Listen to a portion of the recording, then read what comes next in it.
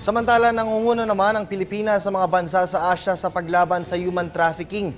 Batay po ito sa 2014 Global Slavery Index Report ng Walk Free Foundation na nagsasagawa ng pag-aaral ukol sa mga aksyon ng mahigit 160 bansa laban sa human trafficking.